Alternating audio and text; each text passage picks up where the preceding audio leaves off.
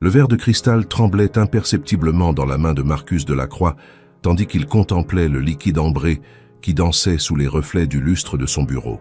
L'odeur familière du cognac Hennessy Paradis flottait dans l'air, mélange enivrant de vanille, de miel et de cuir vieilli qui avait toujours été son réconfort dans les moments les plus difficiles. Pourtant, ce soir-là, quelque chose était différent. Une tension inhabituelle régnait dans l'atmosphère feutrée de son penthouse parisien situé au dernier étage d'un immeuble haussmannien, donnant sur les Champs-Élysées. Les lourds rideaux de velours bordeaux étaient tirés, masquant la vue spectaculaire sur l'Arc de Triomphe illuminé, comme s'il protégeait un secret trop lourd à porter. Marcus, 52 ans, était l'un des hommes les plus puissants de France. Son empire financier s'étendait des banques d'investissement aux compagnies minières, en passant par les technologies de pointe. Sa fortune, estimée à plusieurs milliards d'euros, lui avait ouvert toutes les portes, mais ce soir, il se sentait étrangement vulnérable. Ses cheveux poivre et sel, toujours impeccablement coiffés, étaient légèrement ébouriffés par la nervosité, et ses yeux gris acier, habituellement si perçants lors des négociations les plus âpres, trahissaient une inquiétude qu'il ne parvenait pas à dissimuler. Il portait encore son costume 3 pièces Armani, mais sa cravate de soie était desserrée, signe inhabituel de relâchement chez cet homme qui contrôlait chaque détail de son apparence comme de ses affaires. La journée avait été particulièrement éprouvante. Une série de réunions houleuses avec le conseil d'administration, des négociations tendues avec des investisseurs japonais, et surtout cette menace voilée reçue par courrier le matin même. Une simple enveloppe Kraft sans expéditeur, contenant une photographie de sa fille Amélie sortant de son école privée, accompagnée d'un message laconique. « Vos secrets ont un prix ». Marcus avait immédiatement contacté son service de sécurité, mais l'angoisse ne l'avait pas quitté de la journée. Qui pouvait bien connaître les zones d'ombre de son passé? Quels secrets était-il prêt à révéler? Si vous appréciez cette histoire jusqu'à présent, n'hésitez pas à laisser un j'aime pour m'encourager à continuer. Dites-moi également dans les commentaires ce que vous pensez de cette mise en scène intrigante. Êtes-vous déjà accroché par le mystère qui entoure Marcus?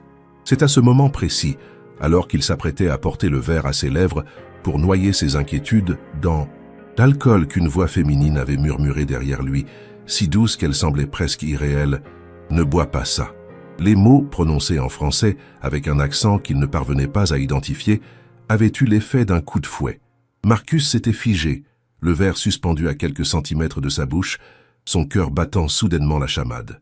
Il avait mis quelques secondes à réaliser que la voix appartenait à Céleste, sa femme de ménage, cette femme discrète qui s'occupait de son appartement depuis maintenant 3 ans. Céleste Moreau était une énigme vivante. Âgée d'une 30aine d'années, elle possédait une beauté naturelle qu'elle s'efforçait de dissimuler sous des vêtements simples et une coiffure stricte. Ses cheveux châtain clair étaient toujours rassemblés en un chignon serré, et ses yeux verts, d'une profondeur troublante, semblaient constamment observer et analyser son environnement. Elle avait été recommandée par une agence de placement réputée, avec d'excellentes références, mais Marcus n'avait jamais vraiment cherché à en savoir plus sur elle. Pour lui, elle n'était qu'une employée efficace et discrète, presque invisible dans sa routine quotidienne. Pourtant, ce soir, sa présence prenait une dimension totalement différente. « Qu'est-ce que vous avez dit ?» demanda-t-il d'une voix rauque, se retournant lentement pour faire face à la femme qui se tenait dans l'encadrement de la porte. Céleste portait son uniforme habituel, une robe noire simple et un tablier blanc, mais quelque chose dans son attitude avait changé. Elle ne baissait plus les yeux comme à l'accoutumée et son regard direct le mettait mal à l'aise. « J'ai dit, ne bois pas ça, monsieur Delacroix », répéta-t-elle d'une voix plus assurée, s'avançant de quelques pas dans le bureau. « Ce cognac, il n'est pas ce que vous croyez. » L'homme le plus riche de France sentit un frisson glacé parcourir son échine. Comment cette femme de ménage pouvait-elle savoir quoi que ce soit sur son cognac? Il examina le verre avec une attention nouvelle, remarquant pour la première fois une très légère différence dans la couleur du liquide, presque imperceptible à l'œil nu. « Que voulez-vous dire exactement ?» demanda-t-il, sa voix trahissant un mélange de colère et d'appréhension. Céleste s'approcha encore, ses pas silencieux sur le parquet ciré, et Marcus remarqua qu'elle ne portait pas ses chaussures habituelles, mais des ballerines noires qui ne faisaient aucun bruit. « Il y a 3 gouttes de ricine dans ce verre, dit-elle calmement, comme si elle discutait du temps qu'il ferait demain. Suffisamment pour vous tuer dans les 12 heures, mais pas assez pour que l'autopsie révèle facilement la cause du décès. Votre mort passerait probablement pour un arrêt cardiaque, conséquence du stress et de vos excès. Marcus sentit ses jambes se dérober sous lui et s'appuya contre son bureau, le verre tremblant dangereusement dans sa main. Vous êtes en train de dire que quelqu'un a essayé de m'empoisonner? Dans ma propre maison? Céleste acquiesça gravement, ses yeux verts ne le quittant pas un instant.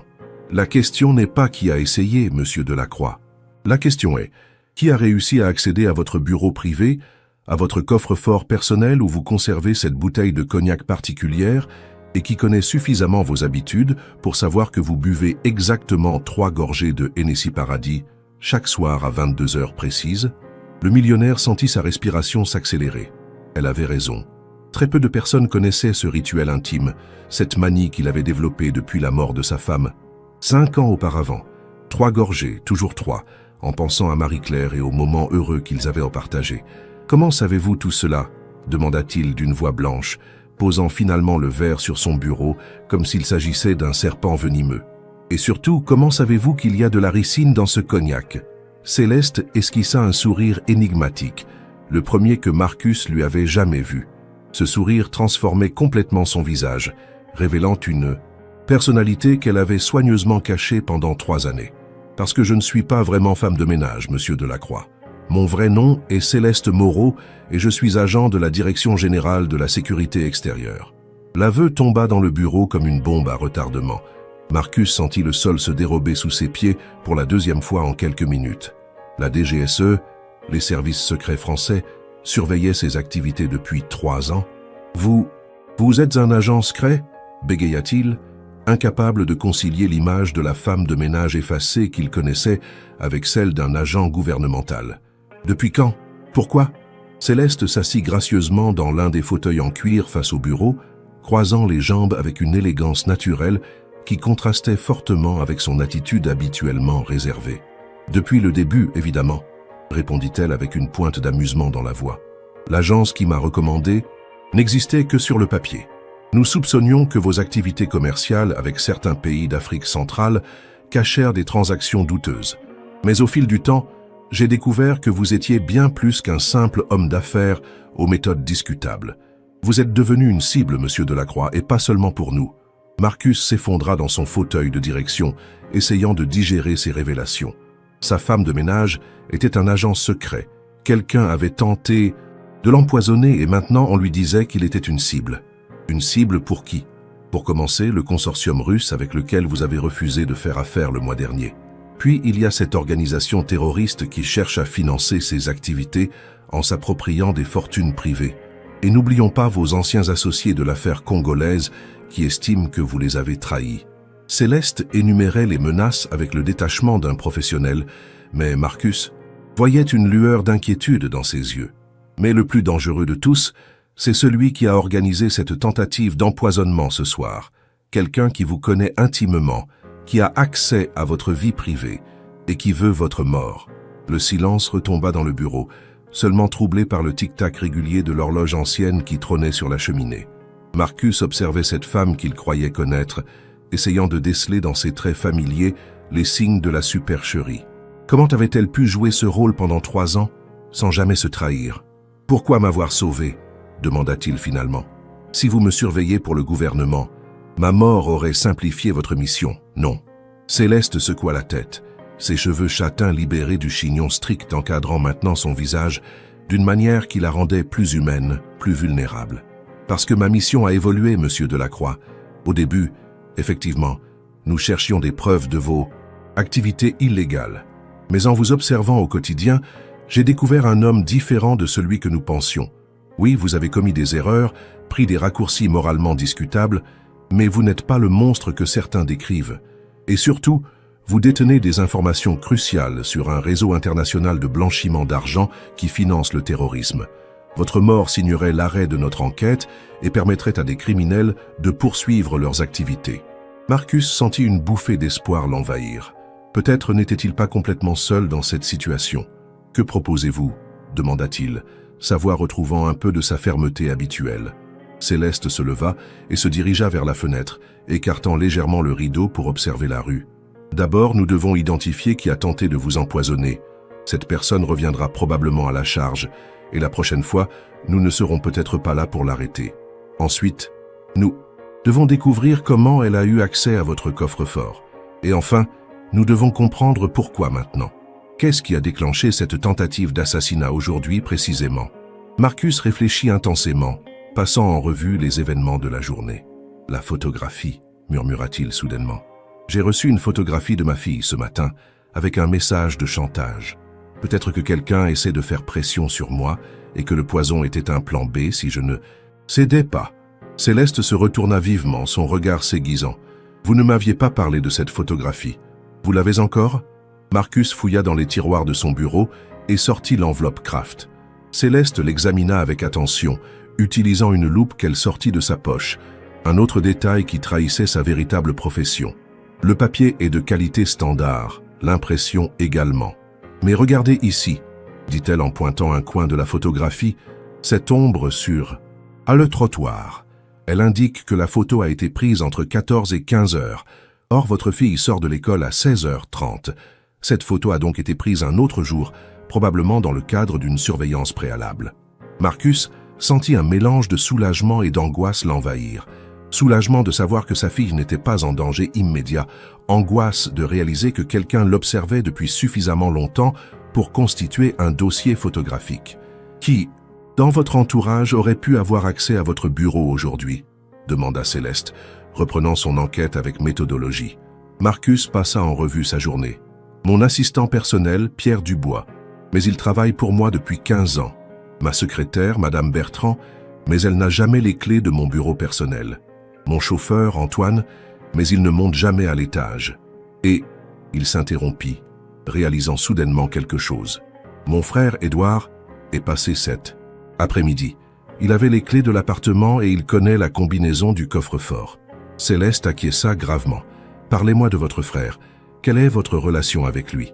Marcus soupira profondément, ses épaules s'affaissant sous le poids des souvenirs. « Édouard est mon frère cadet.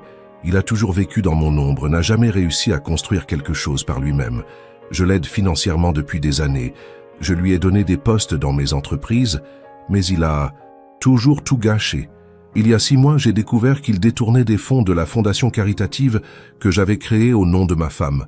Je l'ai viré et depuis, nos relations sont très tendues. Suffisamment tendues pour qu'il veuille vous tuer ?»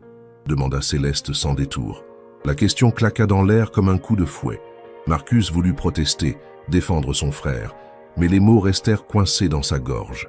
Au fond de lui, il savait qu'Édouard lui en voulait terriblement, qu'il l'avait toujours jalousé et que la découverte de ses malversations avait été l'humiliation de trop. « Je ne sais pas », finit-il par avouer d'une voix brisée. « Je ne veux pas le croire, mais vous devez envisager cette possibilité », compléta Céleste avec une douceur surprenante. « Monsieur Delacroix, dans mon métier, j'ai appris que les liens familiaux ne protègent pas toujours de la cupidité ou de la jalousie. Votre frère connaît vos habitudes, il a accès à votre domicile et il a un mobile. Nous devons l'interroger. » Marcus hocha la tête, même si chaque fibre de son être se rebellait contre cette idée. Comment en était-il arrivé là? Comment sa vie parfaitement organisée avait-elle pu basculer en quelques heures? « Il y a autre chose, » dit-il soudainement, se souvenant d'un détail. « Édouard m'a proposé de boire un verre ensemble cet après-midi. Il connaît mon rituel avec le cognac et il a insisté pour que nous le reportions à ce soir. Il devait revenir vers 22 heures. Céleste consulta sa montre. Il était 22h45. Il est en retard. Ou alors, il observe l'appartement pour voir si son plan a fonctionné. Nous devons agir rapidement. » Elle se dirigea vers la porte, puis se retourna vers Marcus. « Faites exactement ce que je vous dis. Retournez à votre bureau, prenez le verre et faites semblant de boire. Mais ne le portez pas à vos lèvres. Si votre frère vous observe, il doit croire que vous avez bu le poison. » Marcus sentit la peur lui nouer l'estomac. « Et si ce n'est pas lui? Si quelqu'un d'autre me surveille ?» Céleste lui adressa un regard rassurant, mais déterminé. « Alors nous le découvrirons aussi. Mais pour l'instant, nous devons tendre un piège. Suivez mes instructions et dans 15 minutes, nous saurons qui veut votre mort. » Elle disparut dans le couloir, laissant Marcus seul avec ses pensées et ses peurs. Il regarda le verre de cognac empoisonné, symbole de sa vulnérabilité, et réalisa que sa vie ne serait plus jamais la même. Les minutes suivantes s'écoulèrent avec une lenteur insoutenable. Marcus suivit les instructions de Céleste, mimant sa routine habituelle tout en gardant les lèvres hermétiquement closes. Il sentait la présence invisible de son potentiel assassin, cette sensation désagréable d'être observé qui lui donnait des frissons. Quelque part dans l'obscurité de Paris, quelqu'un attendait sa mort, comptant les minutes qui le séparaient de la réussite de son plan diabolique. Mais grâce à Céleste, à cette femme mystérieuse qui avait bouleversé sa vie en quelques mots, Marcus était encore vivant.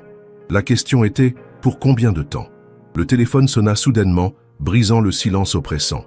Marcus sursauta, manquant renverser le verre. Il regarda le numéro qui s'affichait sur l'écran. Édouard. Son frère l'appelait. Était-ce de l'inquiétude fraternelle ou le désir de vérifier que le poison avait fait son effet? « Répondez », murmura la voix de Céleste dans l'intercom qu'elle avait discrètement activé. « Comportez-vous normalement, mais écoutez bien sa voix, ses questions. Chaque détail compte. » Marcus décrocha d'une main tremblante, essayant de maîtriser sa voix. « Édouard, c'est tard pour téléphoner, » dit-il en s'efforçant de paraître naturel. « Marcus, excuse-moi de... T'as appelé si tard. J'ai eu un empêchement pour notre rendez-vous de ce soir. Comment vas-tu? Tu as l'air fatigué. » Il y avait quelque chose dans la voix de son frère, une tension à peine perceptible, comme s'il attendait une réponse précise. « Ça va, je termine ma journée avec mon cognac habituel, » répondit Marcus, observant attentivement ses propres paroles. Le silence qui suivit fut révélateur. Édouard attendait manifestement qu'il mentionne des symptômes, un malaise, quelque chose qui indiquerait que le poison agissait. « Ton cognac? Le Hennessy Paradis que tu gardes dans ton coffre-fort ?» La question était posée avec une fausse désinvolture qui ne trompa pas Marcus. « Oui, comme tous les soirs, » répondit-il, sentant sa gorge se serrer. « Bon, je ne vais pas te déranger plus longtemps. Repose-toi bien, grand frère. J'espère que tu passeras une bonne nuit. » La communication fut coupée, laissant Marcus face à une évidence terrible. Son propre frère venait de vérifier si le poison qu'il avait versé dans son verre faisait effet. Céleste réapparut dans le bureau, son visage exprimant une gravité nouvelle. « Vous avez entendu ?» demanda Marcus d'une voix brisée. « Oui, j'ai enregistré la conversation. Monsieur Delacroix, je suis désolé, mais votre frère est bien celui qui a tenté de vous empoisonner. » La façon dont il a posé ses questions, son insistance sur le cognac, et surtout ce souhait final qui ressemblait à un adieu, il n'y a plus de doute possible. Marcus s'effondra dans son fauteuil, le poids de la trahison le frappant de plein fouet. Son petit frère, celui qu'il avait toujours protégé, avait voulu le tuer. « Pourquoi ?» murmura-t-il, les larmes aux yeux. « Pourquoi Édouard voudrait-il ma mort ?» Céleste s'approcha de lui, posant une main réconfortante sur son épaule. « L'argent, probablement. En tant que seul héritier direct, il récupérerait votre fortune. Mais il y a peut-être autre chose. Nous devons fouiller dans ses affaires, comprendre ses motivations exactes. » Marcus hocha la tête, essayant de reprendre le contrôle de ses émotions. « Que fait-on maintenant? On appelle la police ?» Céleste secoua la tête. « Pas encore. Nous n'avons que des indices, pas de preuves formelles. Et surtout, nous devons comprendre s'il agit seul ou s'il fait partie d'un plan plus large. » La nuit était encore longue, et Marcus réalisait que son calvaire ne faisait que commencer. Quelque part dans Paris, Édouard attendait probablement un appel lui confirmant la mort de son frère. Mais grâce à Céleste, à cette femme extraordinaire qui avait sauvé sa vie, Marcus était encore vivant. Maintenant, il fallait découvrir toute la vérité et faire face aux conséquences de cette trahison familiale. L'empire financier qu'il avait construit, la vie qu'il avait soigneusement organisée, tout cela vacillait sur ses fondations. Mais il était vivant, et tant qu'il respirait, il se battrait pour protéger ce qui lui restait cher, sa fille Amélie et, étrangement, cette femme mystérieuse qui venait de bouleverser son existence. « Céleste » dit-il soudainement, réalisant qu'il ne connaissait même pas le vrai nom de celle qu'il avait sauvée. « C'est vraiment votre nom ?» Elle lui sourit, un sourire triste mais authentique. « Oui, Céleste Moreau, c'est mon vrai nom. J'ai conservé cette partie de mon identité, même dans ma couverture. Cela m'aidait à ne pas perdre complètement qui j'étais. » Marcus acquiesça, comprenant mieux la complexité de la situation. « Merci, dit-il simplement. Merci de m'avoir sauvé la vie. » Céleste inclina la tête, mais son expression restait grave. « Ne me remerciez pas encore, monsieur Delacroix. La nuit ne fait que commencer, et je crains que nous n'ayons encore beaucoup de surprises à découvrir. » L'horloge de la cheminée égrena lentement les 12 coups de minuit, chaque son résonnant dans le silence oppressant du bureau. Marcus n'arrivait pas à détacher son regard du verre de cognac empoisonné, ce piège mortel qui aurait dû sceller son destin. Céleste avait disparu depuis une vingtaine de minutes, partie enquêter dans les autres pièces de l'appartement, laissant Marcus seul avec ses pensées tourmentées et la réalité brutale de la trahison de son frère. Comment Édouard avait-il pu en arriver là? Quand la jalousie fraternelle s'était-elle muée en haine meurtrière? Le millionnaire se leva péniblement de son fauteuil, ses jambes encore tremblantes sous le choc des révélations. Il se dirigea vers la fenêtre et écarta légèrement les rideaux, observant les Champs-Élysées déserts à cette heure tardive. Paris dormait, inconsciente du drame qui se jouait dans les hauteurs de ce penthouse luxueux. Quelque part dans cette ville, Édouard attendait probablement un appel lui confirmant la mort de son frère aîné. Cette pensée lui serra le cœur d'une douleur qu'il n'avait pas ressentie depuis la mort de sa femme Marie-Claire. Monsieur Delacroix, la voix de Céleste, le tira de ses sombres réflexions. Elle était de retour, mais son expression était encore plus grave qu'auparavant.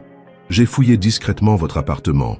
Votre frère n'a pas seulement versé du poison dans votre cognac, il a également installé un dispositif d'écoute dans votre chambre et un autre dans votre bureau. Il vous surveillait depuis au moins 2 semaines. Marcus sentit un frisson glacé parcourir son échine. 2 semaines? Mais pourquoi si longtemps? Céleste s'approcha de lui, tenant dans ses mains gantées 2 petits boîtiers électroniques, c'est pas plus gros qu'une pièce de monnaie. Ces micros sont de fabrication russe, très sophistiqués. Ils ne sont pas disponibles sur le marché civil. Votre frère a bénéficié d'une aide extérieure, probablement professionnelle. Marcus examina les dispositifs avec incrédulité. Vous pensez qu'il travaille pour les Russes? Mais pourquoi? Céleste secoua la tête, ses cheveux châtains brillant sous la lumière du lustre. Pas nécessairement pour eux directement, mais quelqu'un lui a fourni ce matériel, et cette personne voulait connaître vos conversations, vos projets, vos faiblesses. Il y a autre chose, continua-t-elle, en sortant de sa poche un téléphone portable qu'elle avait trouvé dissimulé, derrière une bibliothèque. Votre frère a oublié ceci dans sa précipitation. C'est un téléphone jetable, mais j'ai réussi à récupérer quelques informations avant qu'il ne se verrouille automatiquement. Elle lui montra l'écran où s'affichait un message reçu plus tôt dans la soirée. Opération confirmée pour 22 heures.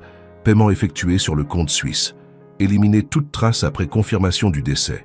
Marcus lut et relut le message, chaque mot s'imprimant dans son esprit comme une sentence. « Mon Dieu !»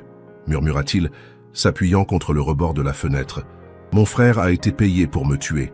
Combien vaut ma vie ?» Céleste consulta rapidement les autres informations du téléphone avant de répondre. Selon les traces que j'ai pu récupérer, 5 millions d'euros ont été virés sur un compte en Suisse hier matin. Votre frère a vendu votre vie pour 5 millions d'euros. La somme était dérisoire comparée à la fortune de Marcus, mais elle représentait probablement plus d'argent qu'Édouard n'en avait jamais possédé. Qui a payé cette somme? C'est ce que nous devons découvrir, répondit Céleste, en rangeant soigneusement le téléphone dans un sac en plastique. Mais j'ai une théorie. Vous souvenez-vous de ce contrat avec le consortium russe que vous avez refusé le mois dernier? Celui qui concernait l'extraction de terres rares en Sibérie? Marcus hocha la tête, se rappelant vaguement cette négociation qu'il avait abandonnée après avoir découvert les liens du consortium avec des groupes paramilitaires. Oui, je me souviens. Ils n'ont pas apprécié mon refus. Ils ont fait plus que ne pas apprécier, précisa Céleste. Ils ont lancé une enquête sur votre vie privée, cherchant des moyens de vous faire chanter ou de vous éliminer. Votre frère était la cible parfaite, un homme endetté, jaloux, avec un accès privilégié à votre intimité. Ils l'ont probablement approché il y a quelques semaines, lui proposant une solution à tous ses problèmes financiers en échange d'un service. Marcus sentit la nausée l'envahir. Édouard a accepté de me tuer pour de l'argent. Mon propre frère. Le téléphone de Marcus sonna soudainement, les faisant sursauter tous les deux. L'écran affichait un numéro inconnu, mais Céleste fit signe à Marcus de répondre. « Allô ?» dit-il d'une voix qu'il s'efforçait de garder stable. « Monsieur Delacroix, ici le docteur Martineau des urgences de l'hôpital Pitié-Salpêtrière. Votre frère Édouard a été admis ce soir suite à un accident de voiture. Il demande à vous voir, c'est urgent. » Marcus échangea un regard avec Céleste, qui fronçait les sourcils. « Un accident? Quand ?» demanda-t-il. « Vers 23 heures, sur le pont de l'Alma. Pouvez-vous venir rapidement? Son état est préoccupant. »« J'arrive, » répondit Marcus avant de raccrocher. Il se tourna vers Céleste, qui secouait la tête avec inquiétude. « Vous ne trouvez pas cela étrange? Votre frère tente de vous empoisonner et quelques heures plus tard, il a un accident de voiture. » Marcus réfléchit rapidement. « Vous pensez que ceux qui l'ont payé ont voulu l'éliminer après l'échec de sa mission ?» Céleste acquiesça gravement. « C'est fort possible. Dans ce genre d'opération, les exécutants sont souvent liquidés pour éviter qu'ils ne parlent. Mais cela peut aussi être un piège pour vous attirer hors de votre domicile. »« Qu'est-ce qu'on fait ?» demanda Marcus, tiraillé entre la prudence et l'inquiétude pour son frère, malgré sa trahison. « On y va », répondit Céleste sans hésiter. « Mais ensemble et avec des précautions. Si c'est un piège, nous serons prêts.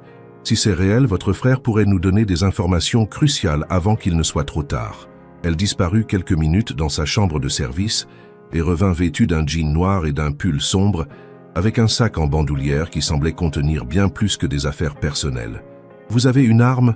demanda-t-elle naturellement. Marcus la regarda avec stupéfaction. « Une arme? Je ne sais même pas tirer ?»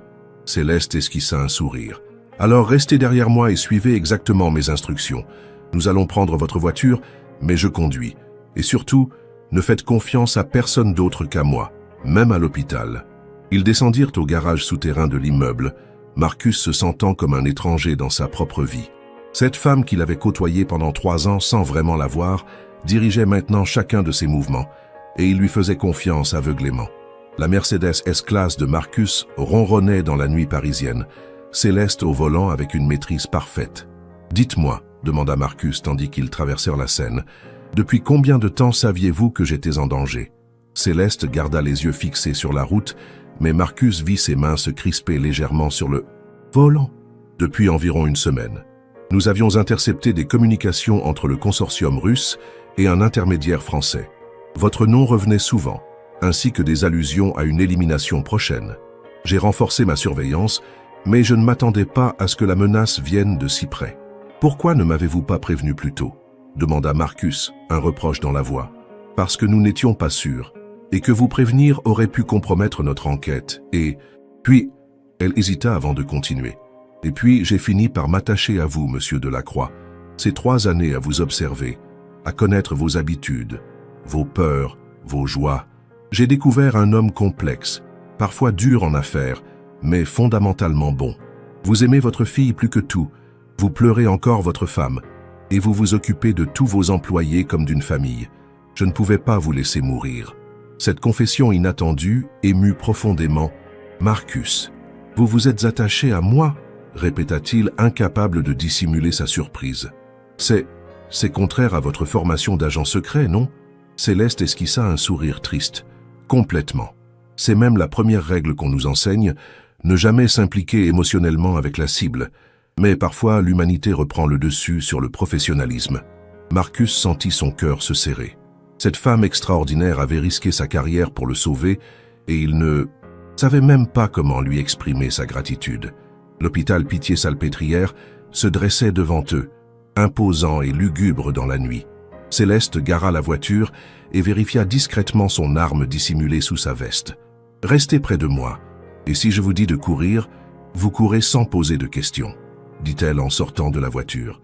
Marcus acquiesça, réalisant qu'il faisait maintenant entièrement confiance à cette femme qui avait bouleversé sa vie en une soirée. Ils pénétrèrent dans l'hôpital, l'odeur antiseptique et l'éclairage blafard créant une atmosphère encore plus oppressante. « Monsieur Delacroix ?» Une infirmière les accueillit à l'accueil des urgences. « Votre frère est en salle de réanimation. Le docteur Martineau vous attend. » Elle les guida à travers les couloirs, mais Céleste remarqua que l'infirmière jetait régulièrement des coups d'œil nerveux par-dessus son épaule. « Quelque chose ne va pas » murmura-t-elle à l'oreille de Marcus. « Cette femme n'est pas une vraie infirmière. Ses chaussures sont trop neuves et elle ne connaît manifestement pas l'hôpital. » Marcus sentit l'adrénaline monter dans ses veines. « Qu'est-ce qu'on fait ? On continue, mais soyez prêts à tout » répondit Céleste en glissant discrètement sa main vers son arme.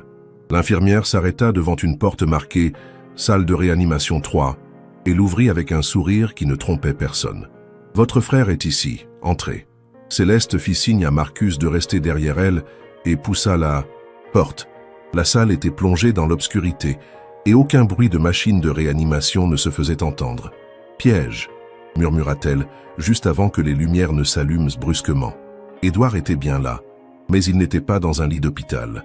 Il était assis dans un fauteuil roulant, apparemment indemne, avec un sourire mauvais sur les lèvres. « Bonsoir, grand frère », dit-il d'une voix sarcastique. « J'espère que tu as passé une bonne soirée. Dommage que tu n'aies pas goûté à mon cognac. » Marcus sentit ses jambes se dérober sous lui. « Édouard, tu es vivant. » L'accident, son frère éclata de rire. « Il n'y a pas eu d'accident, Marcus. C'était juste un moyen de t'attirer ici. Et apparemment, tu n'es pas venu seul. » 3 hommes en costume sombre sortirent de l'ombre, armés de pistolets équipés de silencieux. « Madame Moreau, » dit l'un d'eux avec un accent russe prononcé, « nous nous rencontrons enfin. Nos services ont beaucoup entendu parler de vous. » Céleste avait déjà sorti son arme, mais elle était largement en infériorité numérique. « Que voulez-vous » demanda-t-elle calmement, sans baisser son pistolet. « D'abord, que vous posiez votre arme. Ensuite, que vous nous accompagniez tous les deux sans faire d'histoire. »« Et si nous refusons ?» demanda Marcus, trouvant soudain un courage qu'il ne se connaissait pas. Le Russe sourit froidement. « Alors votre fille Amélie ne rentrera pas de l'école demain. Nous avons des hommes postés devant l'Institut Sainte-Geneviève depuis ce matin. » La menace eut l'effet escompté. Marcus sentit toute résistance l'abandonner. « Vous n'avez pas le droit de mêler ma fille à ça, » cria-t-il. « Nous avons tous les droits, monsieur Delacroix. Vous avez refusé notre proposition d'affaires. Vous nous avez fait perdre beaucoup d'argent. Il est temps de payer. » Céleste baissa lentement son arme, évaluant rapidement la situation. « Qu'est-ce que vous voulez exactement ?» demanda-t-elle. « Que monsieur Delacroix signe le contrat qu'il a refusé le mois dernier. Avec les intérêts et les pénalités, cela représente maintenant 12 milliards d'euros. » Marcus blêmit. « 12 milliards. Mais c'est presque toute ma fortune. » Édouard intervint, son sourire devenant encore plus cruel. « Exactement, grand frère. Et quand tu seras ruiné, je récupérerai ce qui restera de tes entreprises pour une bouchée de pain. J'aurai enfin ce qui me revient de droit. »« Tu es malade, Édouard, » murmura Marcus, réalisant enfin l'ampleur de la trahison. « Tu es prêt à détruire toute notre famille pour de l'argent. » Son frère se leva du fauteuil roulant, révélant qu'il n'avait jamais été blessé. « Notre famille ? Quelle famille ? Tu m'as toujours traité comme un moins que rien, Marcus. Tu m'as humilié, viré, rejeté. Maintenant, c'est mon tour de gagner. » Il se tourna vers les Russes. Il acceptera de signer. Il n'a pas le choix, pas s'il veut revoir sa fille. Céleste observait discrètement les lieux, cherchant une issue. La salle avait 2 portes, mais toutes étaient gardées.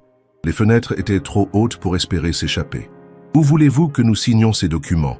demanda-t-elle, gagnant du temps. « Ici même » répondit le Russe, en sortant une liasse de papier de sa mallette. « Nous avons tout préparé, signature, transfert bancaire, et vous pourrez rentrer chez vous retrouver votre fille. » Il mentait, et Céleste le savait. Une fois les documents signés, ils seraient tous les deux liquidés pour éviter tout témoignage. « Monsieur Delacroix, dit-elle à voix basse, quoi que vous fassiez, ne signez rien. Dès que vous aurez signé, nous sommes morts tous les deux, et votre fille ne sera pas en sécurité non plus. » Marcus la regarda avec désespoir. « Mais s'ils ont vraiment des hommes près de l'école d'Amélie ?» Céleste secoua la tête. « C'est du bluff. Ils n'ont pas assez d'hommes pour surveiller votre fille et organiser cette opération. Ils comptent sur votre peur. » Elle espérait avoir raison, mais le doute la rongeait. « Assez discuté, » intervint le Russe. « Monsieur Delacroix, approchez-vous et signez ces documents. Maintenant. » Marcus regarda alternativement Céleste et son frère, déchiré entre la peur pour sa fille et la confiance qu'il accordait à cette femme extraordinaire. « Et si je refuse ?» demanda-t-il. « Alors nous commençons par tuer votre garde du corps improvisé, puis nous vous emmenons dans un endroit moins confortable pour continuer cette conversation. » Le Russe pointa son arme vers Céleste. « Vous avez 10 secondes pour décider. »« Attendez !» cria Marcus, s'avançant vers la table où étaient posés les documents. « Je vais signer, mais je veux d'abord appeler ma fille pour m'assurer qu'elle va bien. » Le Russe consulta sa montre. « Il est 1h du matin, votre fille dort probablement. » Marcus sortit son téléphone portable. « Elle est en pension, elle a le droit de recevoir des appels d'urgence même la nuit. Laissez-moi juste m'assurer qu'elle va bien, et je signe tout ce que vous voulez. » Il composa le numéro de l'Institut Sainte-Geneviève, priant pour que Céleste ait eu raison au sujet du bluff. La sonnerie retentit 1 fois, 2 fois, 3 fois. « Institut Sainte-Geneviève, surveillance de nuit », répondit une voix endormie. « Ici Marcus Delacroix, le père d'Amélie. Je suis désolé d'appeler si tard, mais j'ai eu un cauchemar. Pouvez-vous vérifier qu'elle va bien dans son dortoir ?» Le gardien grommela mais accepta. Quelques minutes plus tard, il revenait en ligne. « Votre fille dort paisiblement dans son lit, monsieur Delacroix. Tout va bien. » Marcus raccrocha, soulagé, mais encore inquiet. « Elle va bien pour l'instant, » dit-il au Russe. « Mais cela peut changer très vite, » répondit ce dernier. « Maintenant, signez. » Marcus s'approcha de la table, le stylo tremblant dans sa main. Céleste le regardait intensément, lui transmettant par son regard toute sa détermination. « Faites-moi confiance, » murmura-t-elle si bas que lui seul pouvait l'entendre. « J'ai un plan. » Marcus acquiesça imperceptiblement et prit le stylo. Au moment où il s'apprêtait à signer, Céleste lança soudainement. « Édouard, dites-moi, comment avez-vous découvert la combinaison du coffre-fort de votre frère ?» La question surprit tout le monde. « Quoi ?» demanda Édouard, déstabilisé. « La combinaison du coffre-fort. Comment l'avez-vous trouvée? Ce n'est pas quelque chose que votre frère aurait partagé avec vous. » Édouard rougit légèrement. « J'ai observé, j'ai mémorisé ses gestes. » Céleste secoua la tête. « Impossible. Le coffre-fort est dans un angle mort depuis tous les points d'observation possibles de ce bureau, j'ai vérifié. » Elle se tourna vers Marcus. « Monsieur Delacroix, qui connaît la combinaison de votre coffre-fort » Marcus réfléchit rapidement. « Personne d'autre que moi. C'est la date de naissance de Marie-Claire, mais personne ne la connaît. » Céleste sourit. « Sauf que votre frère la connaît maintenant. Quelqu'un la lui a donnée.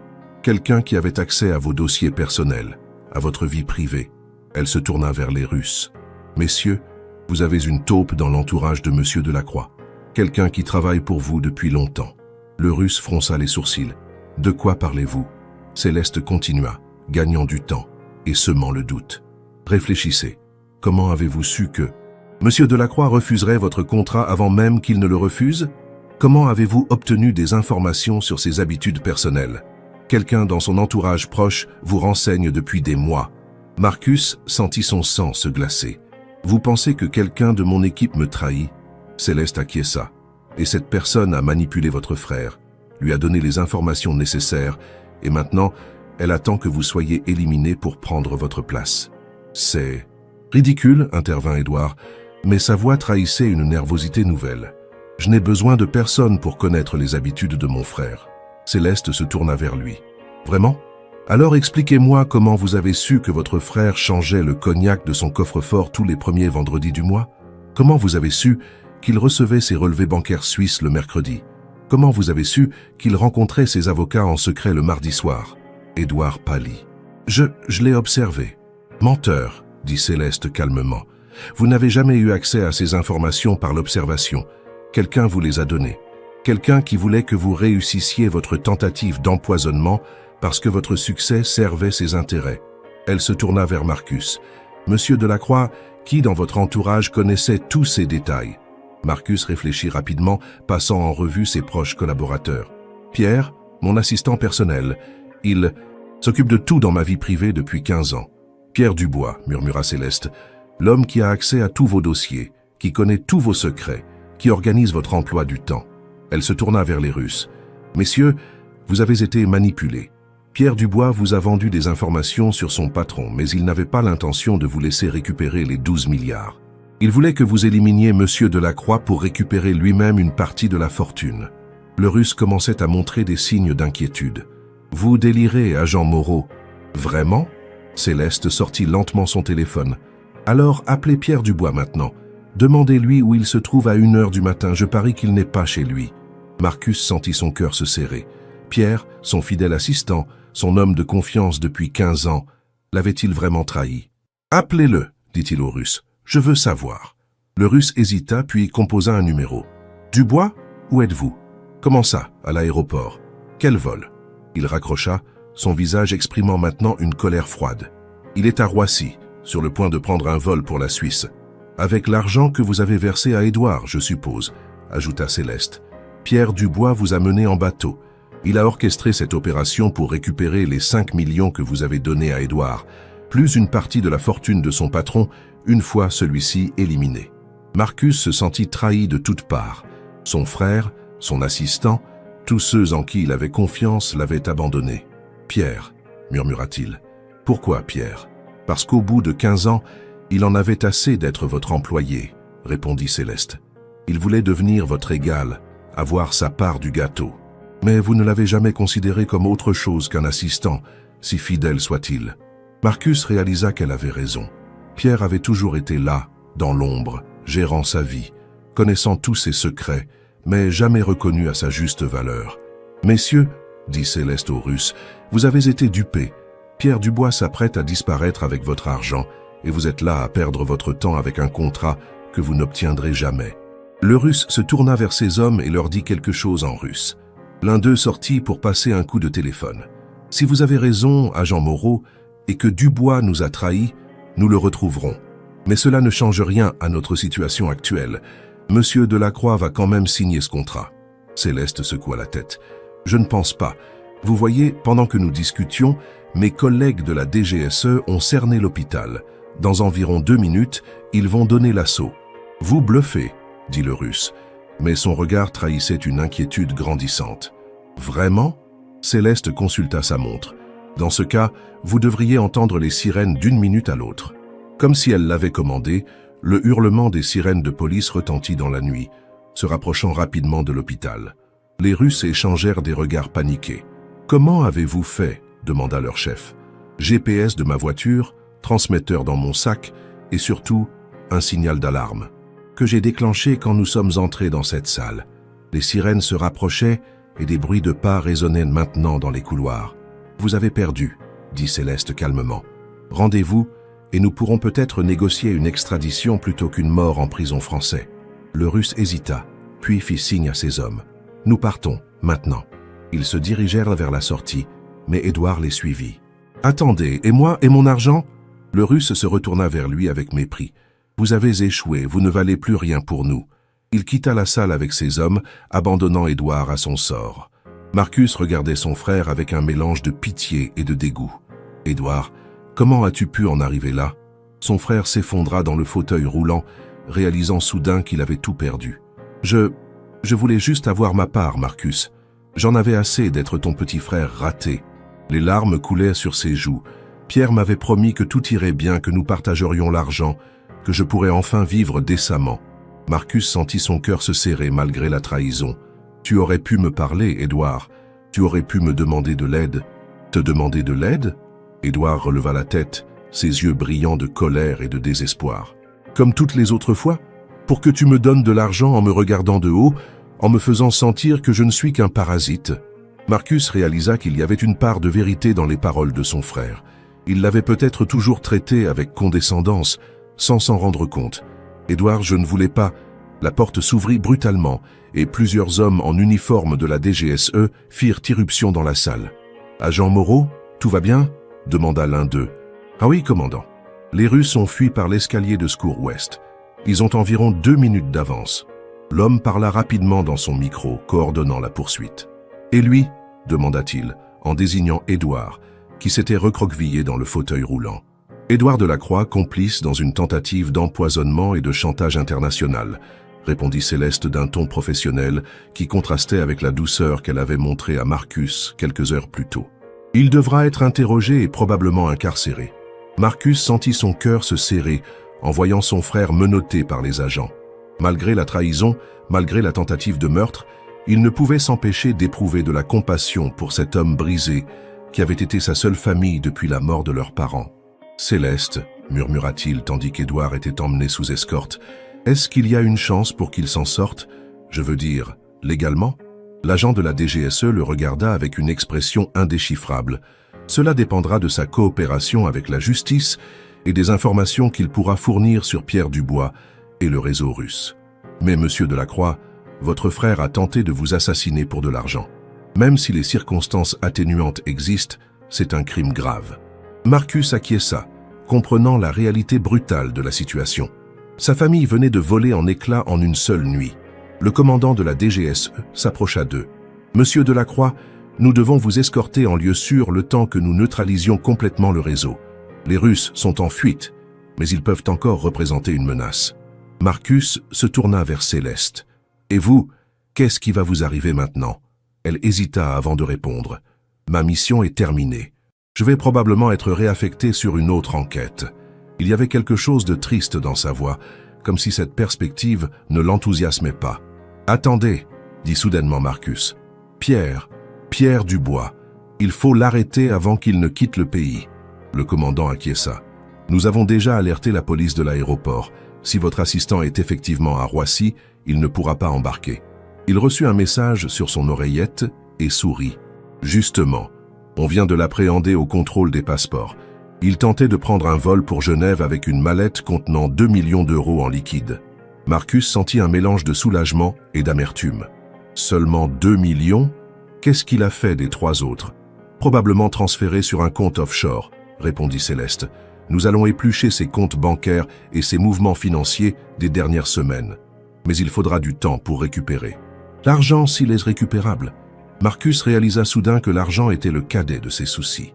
Sa confiance en l'humanité venait d'être ébranlée de manière fondamentale. Comment pourrait-il refaire confiance à ses proches collaborateurs? Comment pourrait-il distinguer la loyauté authentique de l'hypocrisie intéressée? Monsieur Delacroix, intervint le commandant, nous devons y aller. Un véhicule blindé vous attend pour vous conduire dans une maison sécurisée. Marcus hocha la tête, mais se tourna une dernière fois vers Céleste. Viendrez-vous avec moi? J'ai encore beaucoup de questions. Elle échangea un regard avec son supérieur qui acquiesça. Oui, je vous accompagne. Au moins jusqu'à ce que nous soyons certains que vous ne courez plus aucun danger. La maison sécurisée se trouvait dans le 16e arrondissement. Une villa discrète cachée derrière de hauts murs et surveillée par des caméras invisibles. Marcus s'installa dans le salon, encore sous le choc des événements de la nuit. Céleste avait retrouvé ses vêtements civils, mais elle gardait son attitude professionnelle. « Dites-moi », demanda Marcus en acceptant la tasse de café qu'elle lui tendait, « dans votre rapport à la DGSE, qu'est-ce que vous écrirez sur moi ?» Céleste s'assit en face de lui, ses yeux verts reflétant une fatigue qu'elle n'avait pas montrée jusque-là. « La vérité, que vous êtes un homme d'affaires qui a parfois pris des raccourcis moralement discutables, mais qui n'est impliqué dans aucun réseau criminel. Que vous avez été la cible d'un chantage international orchestré par des criminels russes avec la complicité de votre assistant et de votre frère, et que vous avez coopéré pleinement avec nos services. » Marcus acquiesça, soulagé. « Et personnellement, qu'est-ce que vous pensez de moi personnellement ?» La question sembla surprendre Céleste. Elle but une gorgée de café, réfléchissant à sa réponse. « Personnellement, je pense que vous êtes un homme qui a perdu sa femme trop tôt et qui s'est réfugié dans le travail pour oublier sa douleur. Un homme qui aime profondément sa fille et qui ferait n'importe quoi pour la protéger. Un homme qui a construit un empire mais qui se retrouve seul au sommet, entouré de gens qui l'admirent, tout le craignent, mais peu qui l'aiment vraiment. » Ces paroles touchèrent Marcus en plein cœur. « Vous me voyez vraiment comme ça? C'est ce que j'ai observé pendant 3 ans, répondit-elle doucement. Vous preniez votre petit déjeuner seul en lisant les journaux financiers. Vous dîniez seul en regardant les informations. Le week-end, quand Amélie n'était pas là, vous restiez enfermé dans votre bureau à travailler. La seule fois où je vous ai vu vraiment sourire, c'était quand votre fille vous appelait ou venait vous voir. » Marcus sentit les larmes lui monter aux yeux. « Marie-Claire me manque tellement. Parfois, j'ai l'impression que je ne sais plus vivre sans elle. » Céleste se pencha vers lui, posant une main réconfortante sur la sienne. « Vous avez le droit de faire votre deuil, monsieur Delacroix, mais vous avez aussi le droit de revivre. Votre femme n'aurait pas voulu que vous vous enfermiez dans la solitude. » Marcus regarda cette femme extraordinaire qu'il avait sauvée et qui semblait le comprendre mieux que quiconque. « Appelez-moi Marcus, dit-il. Simplement, après ce que nous venons de vivre ensemble, je pense que nous pouvons abandonner les formalités. »« Marcus ?» répéta-t-elle avec un sourire timide. « Et moi, c'est vraiment Céleste. » Ils restèrent silencieux quelques instants, chacun perdu dans ses pensées. « Qu'est-ce qui va se passer maintenant ?» demanda finalement Marcus. « Pour l'enquête? Pour les Russes? Pour Édouard ?» Céleste redevint professionnelle. « Les Russes seront probablement extradés vers leur pays s'ils sont arrêtés, ou jugés en France s'ils restent sur notre territoire. Votre frère sera jugé pour tentative d'empoisonnement et complicité de chantage. Il risque plusieurs années de prison, mais avec un bon avocat et sa coopération, il pourrait s'en tirer avec du sursis. Et Pierre, Marcus avait du mal à prononcer le nom de celui qui avait été son bras droit pendant 15 ans. Pierre Dubois sera jugé pour escroquerie, abus de confiance et complicité dans une affaire de chantage international. Là, c'est plus lourd. Il risque 10 à 15 ans de prison ferme. Marcus hocha la tête, réalisant que sa vie professionnelle allait devoir être complètement réorganisée. Comment vais-je pouvoir refaire confiance à mes collaborateurs après ça? Avec du temps et de la prudence, répondit Céleste. Mais aussi en comprenant que la plupart des gens sont honnêtes. Pierre Dubois et votre frère ne représentent pas l'humanité entière. Marcus la regarda avec curiosité. Et vous? Qu'est-ce qui va vous arriver? Vous retournez à votre vie d'agent secret comme si de rien n'était? Céleste détourna le regard, semblant mal à l'aise avec la question. C'est compliqué. Cette mission a duré 3 ans. C'est exceptionnel. Et les liens que j'ai développés avec la cible de ma surveillance posent des questions déontologiques. Vous voulez dire que vous pourriez avoir des problèmes à cause de moi? S'inquiéta Marcus. Pas des problèmes, mais une mutation certainement. Je ne peux plus travailler sur votre dossier et mes supérieurs vont probablement estimer que j'ai perdu mon objectivité. Elle marqua une pause. Il n'aurait pas tort. Cette confession fit battre le cœur de Marcus plus vite.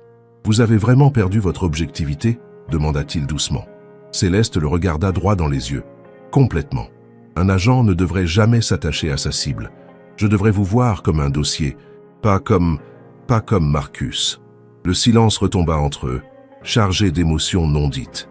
Marcus réalisa qu'il éprouvait des sentiments pour cette femme qui avait bouleversé sa vie.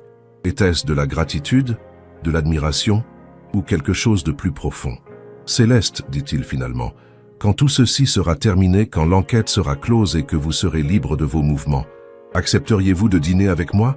Pas l'agent Moreau avec sa cible, mais Céleste avec Marcus?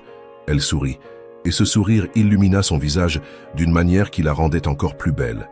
J'aimerais beaucoup, Marcus, mais êtes-vous sûr de ce que vous ressentez?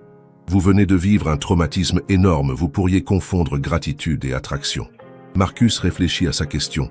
Peut-être, mais j'aimerais avoir l'occasion de le découvrir.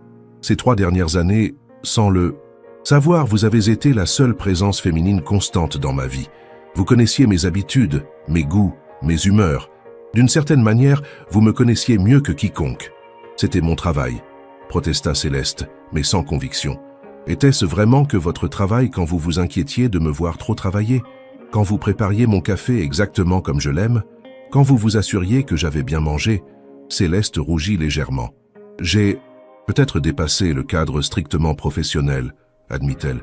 Peut-être que je me suis laissé attendrir par votre solitude. Le téléphone de Céleste sonna, interrompant leur conversation. « Agent Moreau » répondit-elle. Marcus ne pouvait entendre que sa partie de la conversation, mais il voyait son expression se durcir progressivement. « Quand? Vous êtes sûr? Et les complices? »« D'accord, j'arrive. » Elle raccrocha et se tourna vers Marcus avec une expression grave. Il y a eu un développement. Pierre Dubois a été trouvé mort dans sa cellule il y a 1 heure. Suicide apparent. Marcus sentit le sang quitter son visage. Suicide? Mais pourquoi? Céleste secoua la tête. Officiellement, il a laissé une lettre expliquant qu'il ne supportait pas la honte de sa trahison. Officieusement, nous pensons qu'il a été éliminé pour l'empêcher de parler. Marcus réalisa soudain que le danger n'était peut-être pas terminé. Vous pensez que les Russes ont des complices à l'intérieur de la police? Céleste acquiesça. C'est fort possible, ce qui signifie que vous êtes encore en danger et que notre enquête est loin d'être terminée. Qu'est-ce qu'on fait maintenant? Demanda Marcus, sentant l'angoisse remonter. Nous changeons de planque et nous creusons plus profondément dans les connexions de Pierre Dubois. Il y a forcément d'autres personnes impliquées dans cette affaire. Elle se leva et commença à rassembler ses affaires. Marcus, je dois vous dire quelque chose. Cette enquête va probablement durer des semaines, voire des mois. Votre vie ne redeviendra pas normale tout de suite. Combien de temps devrais-je rester caché? Demanda-t-il, pensant à sa fille, à ses entreprises, à sa vie. Cela dépend de ce que nous découvrirons sur le réseau. Mais Marcus, elle hésita. Il est possible que vous deviez témoigner dans plusieurs procès, que votre nom apparaisse dans les médias, que votre réputation soit ternie. Êtes-vous prête à affronter tout cela?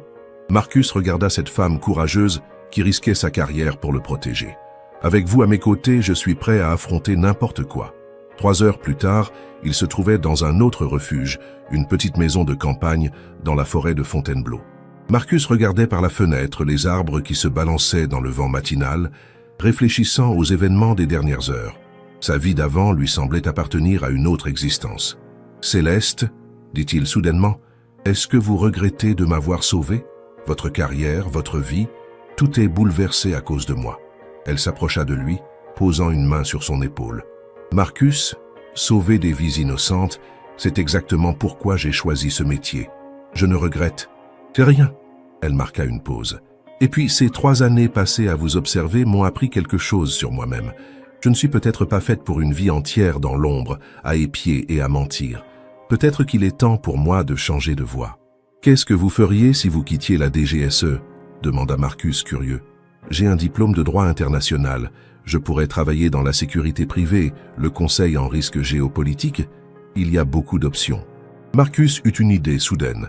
Et si je vous proposais de devenir ma directrice de sécurité, après ce qui vient de se passer, je vais avoir besoin de quelqu'un en qui j'ai une confiance absolue pour réorganiser la sécurité de mes entreprises. Céleste le regarda avec surprise. Vous me proposez un travail. Marcus sourit. Je vous propose bien plus qu'un travail, Céleste. Je vous propose de construire quelque chose ensemble, professionnellement et peut-être personnellement aussi. Elle sembla troublée par la proposition. Marcus, nous nous connaissons depuis quelques heures seulement. Enfin, nous nous connaissons vraiment depuis quelques heures. Justement, répondit Marcus, nous avons l'occasion de repartir sur de nouvelles bases en étant totalement honnêtes l'un envers l'autre. Plus de mensonges, plus de surveillance secrète, plus de faux semblants. Il prit ses mains dans les siennes. Céleste, cette nuit, vous m'avez sauvé la vie. Mais vous avez fait plus que ça. Vous m'avez rappelé que j'étais encore vivant, que j'avais encore le droit d'espérer, de faire confiance, d'aimer peut-être. Les yeux de Céleste s'embuèrent. Marcus, vous ne me connaissez pas vraiment. Vous ne savez rien de ma famille, de mon passé et de mes défauts. Marcus la fit taire d'un geste doux. Et vous savez tout de moi. Vous avez vu mes faiblesses, mes peurs, mes habitudes ridicules. Vous m'avez vu à mon pire moment, quand j'ai découvert que mon frère voulait me tuer. Et malgré tout ça, vous êtes encore là. Il marqua une pause. Nous avons tout le temps d'apprendre à nous connaître vraiment. Le téléphone de Céleste sonna à nouveau, brisant l'intimité du moment. « Agent Moreau », répondit-elle, écoutant attentivement. « Compris. Nous restons en position. » Elle raccrocha et se tourna vers Marcus. « Bonne nouvelle. Les 3 Russes ont été arrêtés à la frontière belge. Ils ont parlé et donné des noms. Le réseau se démantèle. » Marcus sentit un immense soulagement l'envahir. « Cela signifie que le danger est passé ? En grande partie, oui. Il faudra encore quelques jours pour s'assurer qu'il n'y a pas d'autres complices. Mais le gros de la menace est neutralisé. » Céleste sourit. « Vous allez pouvoir retrouver votre fille, votre maison, votre vie. » Marcus acquiesça, mais réalisa qu'il n'avait plus envie de retrouver son ancienne vie. « Ma vie d'avant me semble si vide maintenant. Cette solitude, cette méfiance. Constante cette routine sans joie. » Il regarda Céleste. « J'ai envie de construire quelque chose de différent. » « Avec moi ?» demanda-t-elle doucement. « Si vous le voulez, » répondit Marcus. « Je sais que c'est rapide, je sais que c'est fou, mais j'ai l'impression que nous avons déjà traversé tellement d'épreuves ensemble. Cette nuit a changé ma vie, Céleste. Vous avez changé ma vie. » Elle s'approcha de lui, posant sa main sur sa joue. « Marcus, moi aussi j'ai envie de tenter quelque chose avec vous, mais promettons-nous d'y aller lentement, de prendre le temps de nous découvrir vraiment. »« Promis !» dit Marcus en posant sa main sur la sienne. « Nous avons tout le temps devant nous. » Le soleil se levait sur la forêt de Fontainebleau, projetant des rayons dorés à travers les fenêtres de la petite maison. Marcus réalisa que c'était le premier lever de soleil qu'il regardait vraiment depuis la mort de Marie-Claire. Pour la première fois depuis 5 ans, il avait envie de voir ce que l'avenir lui réservait. « Il y a une chose que je dois faire, » dit-il soudainement. « Je dois aller voir Édouard en prison. Je dois lui parler, essayer de comprendre. Peut-être lui pardonner. » Céleste acquiesça. « C'est important pour vous ?» Marcus hocha la tête. « Il reste mon frère malgré tout, et je crois que j'ai ma part de responsabilité dans ce qui s'est passé. J'aurais dû être plus attentif à lui, plus généreux, plus fraternel. » Céleste admira cette capacité de remise en question, cette humanité qui persistait malgré la trahison. « Et votre fille, qu'est-ce que vous allez lui dire ?» demanda-t-elle. Marcus sourit pour la première fois depuis le début de cette aventure. « La vérité. Amélie a 15 ans, elle est assez grande pour comprendre. Et puis, j'aimerais qu'elle vous rencontre. » Céleste sentit son cœur battre plus fort. « Vous êtes sûr? C'est un grand pas. » Marcus prit ses mains dans les siennes. « Céleste, si nous voulons construire quelque chose ensemble, il faut qu'Amélie fasse partie de l'équation. Elle est ce que j'ai de plus précieux au monde. » « J'aimerais beaucoup la rencontrer, » dit Céleste sincèrement. « Mais laissons-lui le temps de digérer ce qui vient de se passer avec son oncle. Une nouvelle femme dans la vie de son père, c'est peut-être beaucoup d'un coup. » Marcus acquiesça, admirant la délicatesse de Céleste. « Vous avez raison, nous prendrons notre temps pour tout. » Il la regarda dans les yeux. « Mais j'ai envie que vous sachiez que je suis sérieux, Céleste. Ce n'est pas juste de la gratitude ou le contre-coup de l'adrénaline. Vous me plaisez, vraiment. Vous me plaisez aussi, Marcus, avoua-t-elle en rougissant légèrement, depuis plus longtemps que je ne veux l'admettre. Ces 3 dernières années, j'ai appris à vous admirer, à respecter. L'homme que vous êtes derrière le businessman. Et quand j'ai réalisé que vous étiez en danger, j'ai eu peur comme jamais dans ma carrière. » Marcus sentit son cœur se gonfler d'émotion. « Alors nous sommes d'accord. Nous allons prendre notre temps, apprendre à nous connaître sans secret et voir où cela nous mène. » Le téléphone sonna une dernière fois. « Agent Moreau, » répondit Céleste. Elle écouta quelques instants, puis sourit largement. « Parfait. Merci, commandant. » Elle raccrocha et se tourna. Vers Marcus. « C'est fini, officiellement. Tous les complices ont été arrêtés, les comptes bancaires gelés, et vous n'êtes plus en danger. Vous pouvez rentrer chez vous. » Marcus acquiesça, mais réalisa qu'il n'était pas pressé de quitter cette petite maison où ils avaient partagé leur premier vrai moment d'intimité. « Et maintenant ?» demanda-t-il. « Maintenant, nous retournons à Paris. Vous retrouvez votre vie, et moi je fais mon rapport final à la DGSE. » Céleste marqua une pause. « Et après nous verrons. » Marcus se leva et l'attira dans ses bras. « Après, nous construisons quelque chose de beau ensemble. Je ne sais pas exactement quoi, mais je sais que j'ai envie d'essayer. » Céleste se laissa aller contre lui, sentant pour la première fois depuis des années qu'elle pouvait baisser sa garde, être simplement elle-même. « Marcus, » murmura-t-elle contre son épaule, « merci de me donner une chance de redevenir Céleste, pas seulement l'agent Moreau. » Marcus resserra son étreinte. « Et merci à vous de m'avoir redonné envie de vivre, pas seulement de survivre. » Ils restèrent enlacés quelques instants, savourant cette intimité nouvelle, cette promesse d'un avenir différent. Dehors, le soleil brillait maintenant de tous ses feux, chassant les dernières ombres de la nuit la plus longue de leur vie. Si cette histoire vous a captivé jusqu'au bout, n'hésitez pas à laisser un j'aime pour soutenir cette création. Et dites-moi dans les commentaires, que pensez-vous de cette fin? Êtes-vous satisfait de voir Marcus et Céleste avoir une chance de bonheur ensemble après tous ces rebondissements? Quel moment de l'histoire vous a le plus marqué?